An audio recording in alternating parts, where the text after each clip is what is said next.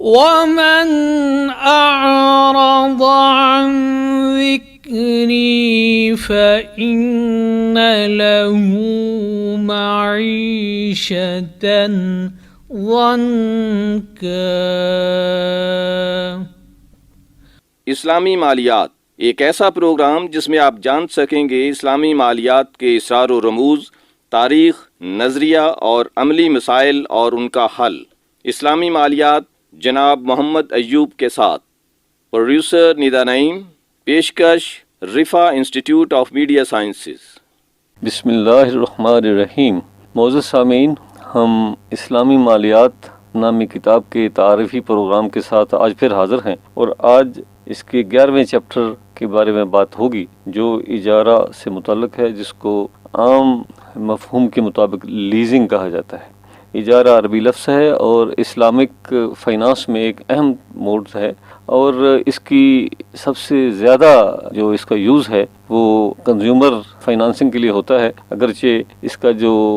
زیادہ ڈیولپڈ استعمال ہے وہ جو حکومتی فائنانسنگ ہے اس کے حوالے سے بھی ہوتا ہے، اور حقوق جو ہیں وہ بھی اجارہ کی بنیاد پر ایشو ہو رہے ہیں۔ تو اس طرح اس کتاب میں جو اجارہ کا جو چیپٹر ہے اس کی اہمیت دو چند ہو جاتی ہے۔ ایک تو سیل کے بعد یہ دوسرا اہم موڈ ہے جو اسلامی لا آف کانٹریکٹ ہے، اس میں جس پر بحث کی گئی ہے، اور دوسرا یہ کہ اس میں دوسرے موڈز کے اعتبار سے فلیکسیبلٹی بہت زیادہ ہے۔ تو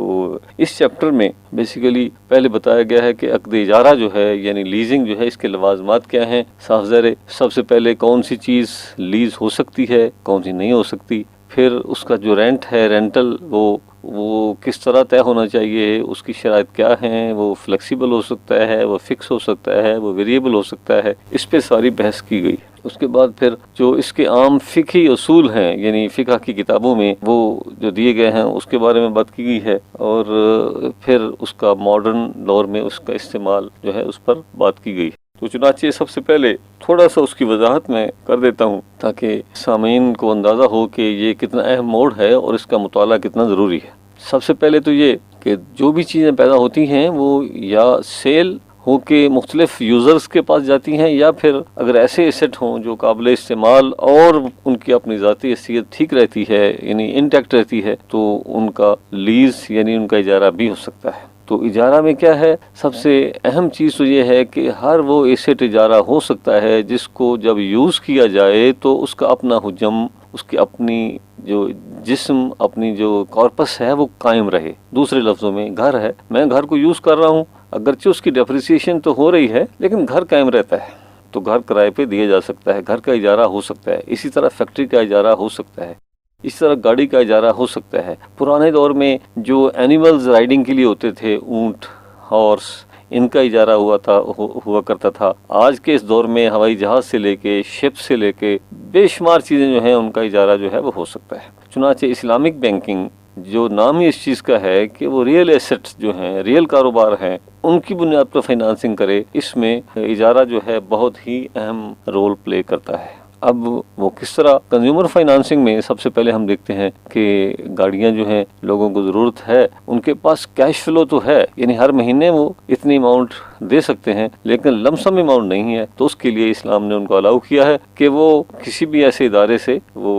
گاڑی لیز پہ لے لیں۔ اب لیز پہ لینے کا مطلب کیا ہے؟ کیا ذمہ داریاں ہوں گی دینے والے کی اور لینے والے کی؟ دینے والا جس کو ہم لیسور کہتے ہیں، اور لیسی جس نے کرائے پہ لیا ہے۔ تو اس میں سب سے اہم اصول جو شریعت کا وہ یہ ہے، جو اسلامک فائنانس کا وہ یہ ہے کہ as owner of the asset جتنی ذمہ داریاں ہیں، وہ ذمہ داریاں اخراجات کے لحاظ سے ہوں یا اس ایسٹ کی حفاظت کے لحاظ سے ہوں، وہ ساری اگر لیسور برداشت کرتا ہے تو اس کے اگینسٹ جو لیسور ہے وہ رینٹ لینے کا حقدار ہے، یعنی وہ رینٹ ٹھیک ہوگا، جائز ہوگا، وہ اس کے لیے پروفٹ کی حیثیت ہوگی، وہ پروفٹ جو اس کے لیے جائز ہوگا۔ دوسرے لفظوں میں میں یہ کہوں گا کہ میں نے ایک گھر بنایا اور کسی کو کرائے پہ دے دیا، اب اس کا جو اونرشپ رسک ہے وہ میرا ہے، اور اسی رسک کے ایکویلنٹ یا اس کے ریسیپروکل کے طور پر میں رینٹ لے رہا ہوں۔ تو جیسے پہلے بتایا گیا کہ رسک اور reward go side by side, اگر میں ایسے کروں کہ ریوارڈ تو لوں، کرایہ تو لوں، لیکن رسک جو ہے وہ کرایہ دار کے ذمہ ڈال دوں،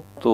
یہ جائز نہیں ہے۔ اب اس میں رسک کیا ہے؟ رسک یہ ہے خدا نخواستہ اگر ارتھکویک زلزلہ آیا تو وہ گھر گر جائے گا، تو آیا وہ جو لیسی ہے وہ ذمہ دار ہے؟ نہیں، وہ ذمہ دار نہیں ہے، یہ سارا نقصان جو ہے وہ لیسر کا ہوگا۔ تو اس طرح اب یہ مطلب یہ ہوا کہ اگر اس نظام کو، لیزنگ کے نظام کو اس طرح چلایا جائے کہ جو ایسٹ کا مالک ہے، جو لیسر ہے، اگر وہ اس کا جو رسک ہے وہ اپنے ذمہ لے تو اس کے مقابل وہ کوئی بھی رینٹ جو ہے آپس میں طے کرے وہ لے سکتا ہے۔ اب سوال پیدا ہوتا ہے کہ اسلامک بینک کیا کرتے ہیں؟ اسلامک بینک عام طور پر گاڑیاں دیتے ہیں یا گھر جو ہے ان کی فائنانسنگ کرتے ہیں۔ تو ہم یہاں مثال لیتے ہیں گاڑی کی، تو گاڑی فرض کیا کرولا بک کرائی اور بینک نے اس کو اون کرنا ہے، یعنی bank will be owner of that asset. جب تک لیزنگ رہے گی بینک جو ہے پرو ریٹا اس کا مالک ہوگا اور اس کا جو رسک ہے وہ برداشت کرے گا۔ اب رسک کے علاوہ جو دوسری چیز ہے وہ ایکسپینسز ہیں، یعنی وہ ایکسپینسز جن کا تعلق اونرشپ سے ہے وہ بھی بینک برداشت کرے گا۔ اب رہا کرایہ، تو کرایہ صاف ظاہر ہے، تو لیز میں کرایہ فکس ہونا ایک ضروری چیز ہے، یعنی اگر جس طرح ہم کہتے ہیں نا کہ سیل میں اگر ہم جو پرائس ہے وہ فائنلی اس کو ڈٹرمن نہ کریں تو وہ سیل جو وائڈ ہو جائے گی، اسی طرح لیز میں بھی اگر دونوں پارٹیاں مل کے رینٹل یا رینٹ کو اس کا متعین نہیں کرتی تو وہ بھی جو وائڈ اور باطل ہوگا۔ اب اس کا جو کرایہ متعین کرنا ہے وہ کسی بھی فارم میں ہو سکتا ہے، ایک تو ایبسولوٹ فارم میں جیسے ہم کہتے ہیں جی کہ آپ میرا گھر لے رہے ہیں تو میں آپ سے 10,000 روپے پر منتھ لوں گا، اور دوسرا ہوتا ہے پرسنٹ کے اعتبار سے، یہ بھی اسلام میں یہ جائز ہے، اس میں کوئی مسئلہ نہیں ہے کہ جی میری جو ٹوٹل انویسٹمنٹ ہے میں اس میں اس کا اتنے پرسنٹ جو ہے اپنا بطور رینٹ رکھوں گا جو میرے لیے بطور پروفٹ ہے۔ تو اب یہ ہوا کہ جب میں نے یعنی بینک نے کہا کہ جی میں آپ سے پروفٹ کے طور پر اتنا رینٹ لوں گا، اور ذمہ داری بینک کی یہ ہے کہ وہ اونرشپ سے متعلق جتنے خرچہ ہے وہ بھی برداشت کرے اور اس کا رسک بھی برداشت کرے۔ اب سوال یہ پیدا ہوتا ہے کہ کون سے خرچ، مطلب کبھی ٹائر اس کے گھس گئے، کبھی اس کی ٹیوننگ ہونی ہے، کبھی خدا نخواستہ ایکسیڈنٹ ہو گیا تو اس کی ریپیئر ہونی ہے، تو یہ تعین کیسے ہوگا؟ تو اس میں اصول یہ طے کیا گیا ہے علماء نے اور فقہا نے کہ بنیادی طور پر اونرشپ سے ریلیٹڈ جتنے خرچ ہیں، جیسے اگر تکافل کراتے ہیں انشورنس تو تکافل کا جو کنٹریبیوشن ہے، پریمیم ہے، وہ بینک دے گا، اسی طرح جو ٹوکن ہوتا ہے سال کا وہ بینک دے گا۔ اب یہ ہے کہ ٹائر کون ڈلوائے گا یا ٹیوننگ کون کرائے گا، پیٹرول کون ڈلوائے گا؟ تو یہاں یہ اصول بنایا گیا کہ ایسا خرچ جس کا فوری بینیفٹ جو ہے وہ لیسی کو ہے، کلائنٹ کو ہے، اس کا ذمہ دار کلائنٹ ہے، اور ایسا خرچ جس کا benefit in the long run lesser کو ہے، اس کا ذمہ دار جو ہے وہ لیسر ہے۔ دوسرے لفظوں میں کہا جائے گا کہ اب میں اگر پیٹرول ڈلواتا ہوں تو مجھے بینیفٹ ہے اس کا، اسی طرح جو ٹائر ہے وہ اگر میں نے گاڑی اتنی روز 300-400 کلومیٹر یوز کی اور جلدی گھس گئے تو میری ذمہ داری ہے کہ میں خود اس کو ڈلواؤں اور خود ہی میں اس کو بیئر بھی کروں۔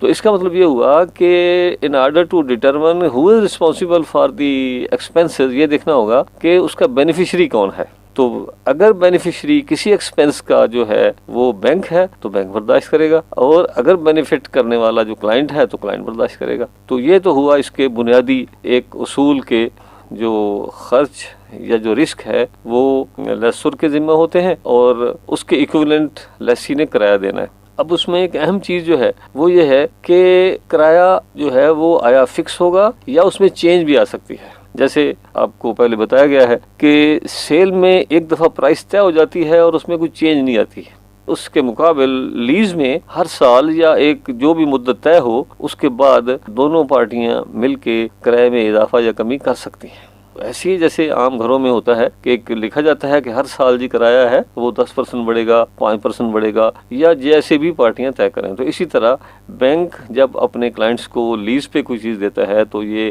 3 اس کے پاس آپشن ہوں گے۔ ایک تو یہ ہے کہ جی پورے 5 سال میں کرایہ جو ہے وہ اتنا رہے گا، ایک آپشن یہ ہے، لیکن ایسا عام طور پر ہوتا نہیں، اس لیے کہ انفلیشن ہے، روپے کی ویلیو کا مسئلہ ہے، اوور آل بینک کی انویسٹمنٹ کا مسئلہ ہے وہ کتنی ہے، تو اس لیے دوسرا اس کا طریقہ یہ ہے کہ اس کو ویریبل رکھا جائے اور یہ کہا جائے کہ ہر سال جو ہے وہ 5% بڑھا دیا جائے گا۔ اگر پارٹیاں دونوں طے کرتی ہیں تو یہ بھی ٹھیک ہے، جس طرح گھروں میں ٹھیک ہے اس طرح بینک کے ساتھ ٹرانزیکشن میں بھی یہ جائز ہے۔ اور تیسرا یہ ہے کہ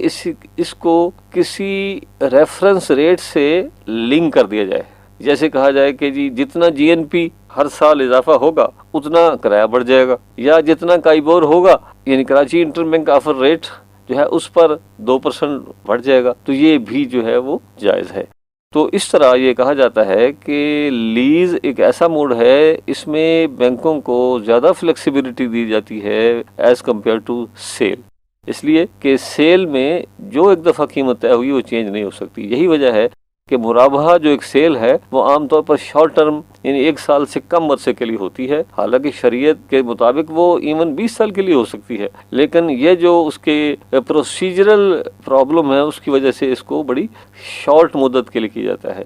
اس کے مقابل جو لیز کا جو ہے سسٹم یا جو موڈ، یہ لانگ ٹرم کے لیے بھی ہو سکتا ہے، اور یہی وجہ ہے کہ بہت سارے حقوق جو ایشو ہو رہے ہیں اس کی بنیاد لیز ہے۔ اس کی مثال میں آپ کو یہ دیتا ہوں، جیسے حکومت پاکستان نے موٹر وے حقوق ایشو کیے، تو وہ کیا تھا کہ موٹر وے کا جو استعمال ہے اس کو بیسیکلی لیز پہ دیا گیا، تو گورنمنٹ نے اس کو لیز پہ لیا اور اس کو یوز کر رہی ہے۔ اس کے اگینسٹ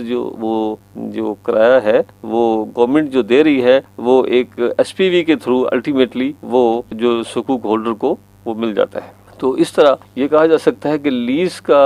جو یا اجارہ کا جو نظام ہے، اس میں نہ صرف کنزیومر اور کنزیومر کے ساتھ کارپوریٹ سیکٹر کی جتنی فائنانسنگ ہوتی ہے جیسے پلانٹ مشینری، وہ بھی اس میں ہو سکتی ہے۔ اس کے علاوہ اس موڈ کا ایک اہم استعمال وہ ہے سیل اینڈ لیز بیک کا۔ جس طرح آپ کو پتا ہے کہ sale and buy back prohibited ہے، یعنی ایک میں چیز بیچ کے آپ سے فوری نہیں خرید سکتا، تو یہاں یہ ہے کہ سیل اینڈ لیز بیک بعض صورتوں میں ایسے ہوتا ہے کہ ایک فیکٹری اونر ہے اور وہ اب چاہ رہا ہے کہ پہلے وہ سود پہ کام کر رہا تھا، اب وہ سود کو اوائڈ کرنا چاہتا ہے، ربا کو چھوڑنا چاہتا ہے، اب اس کے پاس بہت بڑا پلانٹ ہے، مشینری ہے، گاڑیاں ہیں، اور وہ چاہ رہا ہے کہ یہ جو میں نے سودی بنیاد پر لی تھیں اب اس کو میں اسلامک بنیاد پر میں کنورٹ کر دوں۔ تو اس کے لیے سیل اینڈ لیز بیک کا جو موڈ ہے وہ یہ ہے کہ وہ متعلقہ شخص جو ہے وہ بینک کو وہ ایسٹ بیچے گا اور بیچنے کے بعد خود لیز پہ لے لے گا، اور یہ بھی اسلام نے اس کو جائز قرار دیا ہے۔ اور وجہ اس کی بڑی واضح ہے کہ ایک شخص کا گھر تو 5 کروڑ روپے کا ہے لیکن کھانے کے لیے پیسے نہیں ہیں، اب وہ کہتا ہے کہ جی میں کیا کروں، بزنس نہیں ہے، کوئی وجہ ایسی بن گئی، تو وہ ایسا کسی سے رابطہ کرتا ہے جی کہ آپ میرا گھر 5 کروڑ کا ہے، یہ ہم آپس میں سودا کرتے ہیں، آپ جو قیمت طے ہوتی ہے آپ خرید لیں، لیکن ایک بات ہے کہ آپ پھر مجھے اس میں ایز اے ٹیننٹ رکھ لیں۔ اب میں رہ بھی رہا ہوں اور جو مجھے اس سے پیسہ ملا ہے اس سے میں کاروبار شروع کر رہا ہوں، اپنی کوئی ضرورت پوری کر رہا ہوں، تو اس طرح یہ جو فلیکسیبلٹی ہے اس میں یہ بہت زیادہ ہے۔ تو اس چیپٹر میں بنیادی طور پر یہ جو لیز کے سارے مسائل ہے اس کو احاطہ کیا گیا ہے، اور اس کے علاوہ جو کنونشنل ٹرم ہیں فائنانشیل لیز، آپریٹنگ لیز، دوسرے جو ہیں ان کو بھی اس پر بھی ڈسکشن کی گئی ہے، اور اس کے بعد یہ بتایا گیا ہے کہ جب لیسی اس کو یوز کرتا ہے تو الٹیمیٹلی اس کی خواہش ہوتی ہے کہ یہ 5-7 سال کے بعد یہ اثاثہ اسے مل جائے، تو اس کا مطلب ہے کہ اونرشپ جو ہے وہ لیسر سے لیسی کو ٹرانسفر ہونی ہے، تو اس کی کیا شرائط ہیں اس کو بھی اس پر بحث کی گئی ہے، اور وہ شرائط وہی ہیں جو ایوفی نے اپنے سٹینڈرڈ میں دی ہیں۔ وہ اس طرح ہیں کہ سارے اس کے جو ڈیوز ہیں وہ پے کر دے، تو مطلب یہ ہے کہ چونکہ لیز اور سیل یعنی بے اور اجارہ ڈیفرنٹ ہیں، ان کی نیچر ڈیفرنٹ ہے، شرط یہ ہے اور کنڈیشن یہ ہے کہ ان دونوں کو الگ رکھا جائے جب تک لیز رہے، اور وہ لیز کے احکام ہوں گے، یعنی جو رسک اور ریوارڈ اسی کے مطابق طے ہوں گے، لیکن اینڈ پہ جب اس کو ٹرانسفر کرنا ہے لیسی کو، اس کی اونرشپ کو، تو ضروری ہے کہ اس کے لیے باقاعدہ ایک سیل کا جو ڈاکومنٹ بنایا جائے یا گفٹ کا ڈاکومنٹ بنایا جائے۔ یہ بھی ہو سکتا ہے کہ سیلر یعنی جو بینک ہے، جو لیسر ہے، وہ اینڈ پہ کہے جی کہ ہم آپ کو یہ جو ہے وہ گفٹ میں دے دیتے ہیں، لیکن اس کے لیے اس کو الگ رکھنا ہوگا۔ اب تھوڑا سا اس میں جو ایک ہو سکتی ہے ویریشن وہ یہ ہے کہ بعض صورتوں میں بجائے اس کے کہ پورے کا پورا ایسٹ اجارہ میں رہے، یعنی اس کے 100% اور اینڈ پہ آ کے اس کو ٹرانسفر کیا جائے، ایک اور موڈ ہے جس کو ہم بعد میں بھی ڈسکس کریں گے، وہ ہے ڈیمینشنگ مشارکہ کا، یعنی ساتھ ساتھ جیسے جیسے جو لیسی ہے اس کو قسطوں میں خریدتا بھی رہے اس یونٹ اس کے، اور اکارڈنگلی پھر اس کا جو لیز کا جو پارٹ ہے وہ بھی آہستہ آہستہ کم ہوتا رہے گا۔ تو اس طرح اس چیپٹر میں لیز کے بارے میں تفصیلی احکام بیان کیے گئے ہیں، اور اس کے بعد پھر جو رسک مینجمنٹ ہے، بینک کس طرح کریں گے، جو مختلف رسک ہوتے ہیں، وہ کس طرح کور کریں گے، تو ان کا بھی بیان کیا گیا ہے۔ آئی ہوپ اس چیپٹر کے مطالعہ سے کوئی بھی جو اس کتاب کو پڑھنے والا ہے وہ اس موڈ کو اچھی طرح سمجھ جائے گا۔ وآخر دعوانا الحمدللہ رب العالمین۔